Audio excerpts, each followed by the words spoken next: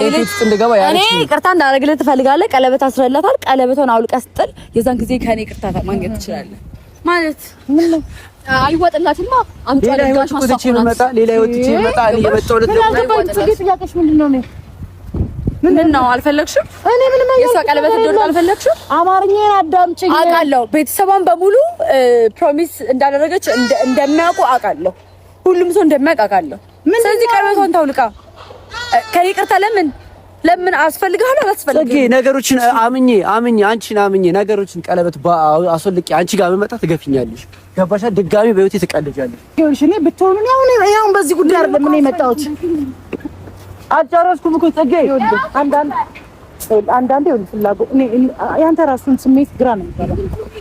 እሺ አንተስ ምንድን ነው ያላችሁ? ዛሬ በህይወቴ እየቀለደችብኝ ነው። እግዚአብሔርን እየቀለደችብኝ ነው። ነገ ነገሮችን ሁሉ ትቼ መጣ ደግሞ ድጋሚ። እሺ በቃ ማንም ሰው እኔን አይረዳኝም እንዴ?